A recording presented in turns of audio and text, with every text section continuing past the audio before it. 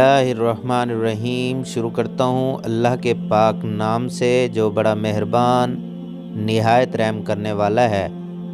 आज हम आपको आयतल कुर्सी का तर्जुमा और उसकी तफसीर बताएंगे। वीडियो के अंदर आप दोस्तों से गुजारिश है हमारे साथ जुड़े रहें। अल्लाहु ला इलाहा इल्ला हुवल हय्युल क़य्यूम ला ताख़ुज़ुहु सिनतुन वला नौम लहू मा फ़िस समावाति व मा फ़िल अर्ज़ मन ज़ल्लज़ी यशफ़उ इंदहु इल्ला बिइज़निही यअलमु मा बैना अयदीहिम व मा ख़ल्फ़हुम वला युहीतूना बिशैइन मिन इल्मिही इल्ला बिमा शाअ वसिअ कुर्सियुस समावाति वल अर्ज़ वला यऊदुहु हिफ़्ज़ुहुमा व हुवल अलियुल अज़ीम। इसका तर्जुमा,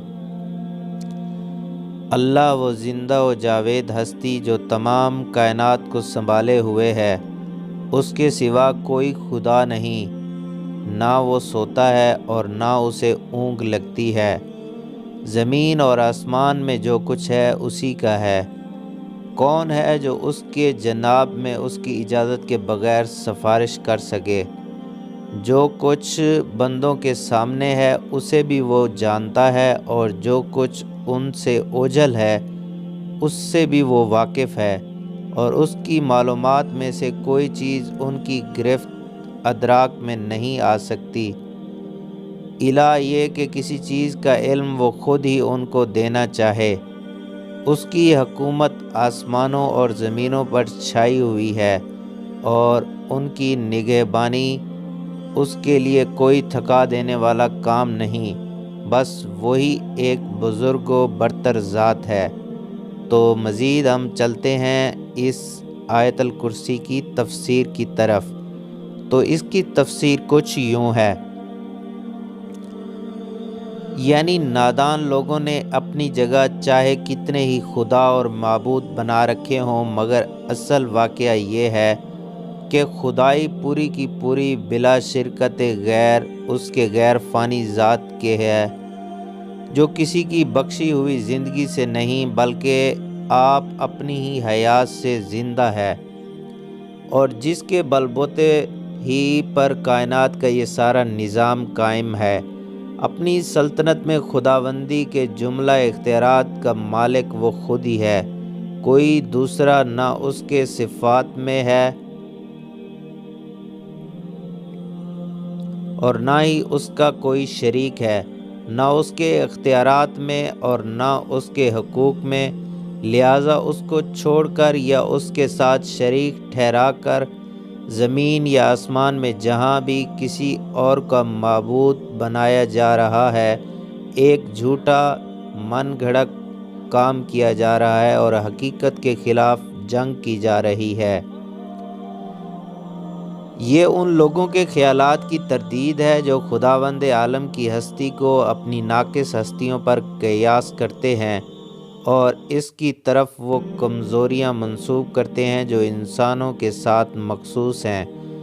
मसलन बाइबल का ये बयान कि खुदावंद ने 6 दिन में ज़मीन व आसमान को पैदा किया और 7वें दिन आराम किया। इसके अलावा यानी वो ज़मीन व आसमान का हर उस चीज़ का मालिक है जो ज़मीन व आसमान में है, और उसकी मलकियत में, उसकी तदबीर में और उसकी बादशाही और हुक्मरानी में किसी का कतन कोई हिस्सा नहीं। इसके बाद कायनात में जिस दूसरी हस्ती का भी तुम तसव्वुर कर सकते हो, वो बहरहाल इस कायनात की एक फ़र्द ही की होगी, और जो इस कायनात का फ़र्द है वो अल्लाह का ममलूक और ग़ुलाम है, ना कि उसका शरीक और हमसर है। आयतल कुर्सी की मज़ीद तफसीर कुछ यूँ है, ये उन मुशरिकीन के ख़यालात का इब्ताल है जो बुज़ुर्ग इंसानों या फ़रिश्तों या दूसरी हस्तियों के मुतालिक ये गुमान रखते हैं कि खुदा के यहाँ उनका बड़ा ज़ोर चलता है, जिस बात पर अड़ बैठें वो मनवा कर छोड़ते हैं, और जो काम चाहें खुदा से ले सकते हैं। उन्हें बताया जा रहा है कि ज़ोर चलाना तो दरकिनार, कोई बड़े से बड़ा पैगंबर और कोई मुकर्रब तरीन फ़रिश्ता اس بادشاہ ارض و سما کے دربار میں بلا اجازت زبان تک کھولنے کی اجازت نہیں رکھتا۔ اس حقیقت کے اظہار سے شرک کی بنیادوں پر ایک اور ضرب لگتی ہے۔ اوپر کے فقروں میں اللہ تعالیٰ کے غیر محدود حاکمیت اور اس کے متعلق اختیارات کا تصور پیش کر کے یہ بتایا گیا ہے کہ اس کی حکومت میں نہ تو کوئی بلا استقلال شریک ہے اور نہ کسی کا اس کے ہاں ایسا زور چلتا ہے کہ وہ اپنی سفارش سے اس کے فیصلوں پر اثر انداز ہو سکے۔ اب ایک دوسری حیثیت یہ بتایا جا رہا ہے کہ کوئی دوسرا اس کے کام میں دخل دے کیسے سکتا ہے جبکہ کسی دوسرے کے پاس وہ علم نہیں ہے جس سے وہ نظام کائنات اور اس کی مصلحتوں کو سمجھ سکتا ہو۔ انسان ہو یا فرشتے یا دوسری مخلوقات، سب کا علم ناقص اور محدود ہے۔ کائنات کی تمام حقیقتوں پر کسی کی نظر بھی محیط نہیں۔ پھر اگر کسی کے چھوٹے سے چھوٹے جزو میں بھی کسی بندے کی آزادانہ مداخلت یا اٹل سفارش چل سکے تو سارا نظام عالم درہم برہم ہو جائے۔ نظام عالم تو رہا درکنار، بندے تو خود اپنی ذاتی مصلحتوں کو بھی سمجھنے کے اہل نہیں۔ ان کی مصلحتوں کو بھی خداوند عالم ہی پوری طرح جانتا ہے اور اس کے لیے اس کے سوا کوئی چارہ نہیں کہ اس خدا کی ہدایت و رہنمائی پر اعتبار کریں جو علم کا اصل سرچشمہ ہے۔ اصل میں لفظ کرسی استعمال ہوا ہے جسے بالعموم حکومت و اقتدار کے لیے استعارے کے طور پر بولا جاتا ہے۔ اردو زبان میں بھی اکثر کرسی کا لفظ بول کر حاکمانہ اختیارات مراد لیے جاتے ہیں۔ یہ آیت الکرسی کے نام سے مشہور ہے اور اس میں اللہ تعالیٰ کی ایسی مکمل معرفت بخشی گئی ہے جس کی نظیر کہیں نہیں ملتی۔ اسی بنا پر حدیث میں اس کو قرآن کے سب سے افضل آیت قرار دیا گیا ہے۔ اس مقام پر یہ سوال پیدا ہوتا ہے کہ یہاں خداوند عالم کی ذات و صفات کا ذکر کس مناسبت سے آیا ہے؟ اس کو سمجھنے کے لیے ایک مرتبہ پھر اس تقریر پر نگاہ ڈال لیجئے جو رکوع 32 سے چل رہی ہے۔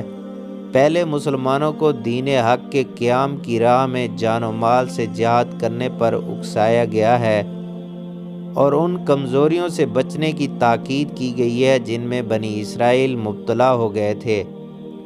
پھر یہ حقیقت سمجھائی گئی ہے کہ فتح و کامیابی کا مدار تعداد اور ساز و سامان کی کثرت پر نہیں بلکہ ایمان، صبر اور ضبط اور پختگی عزم پر ہے۔ پھر جنگ کے ساتھ اللہ تعالیٰ کی جو حکمت وابستہ ہے اس کی طرف اشارہ کیا گیا ہے، یعنی یہ کہ دنیا کا انتظام برقرار رکھنے کے لیے وہ ہمیشہ انسانوں کے ایک گروہ کو دوسرے گروہ کے ذریعے دفع کرتا رہتا ہے، ورنہ اگر ایک ہی گروہ کا غلبہ و اقتدار کا دائمی پٹا مل جائے تو دوسروں کے لیے جینا دشوار ہو جاتا ہے۔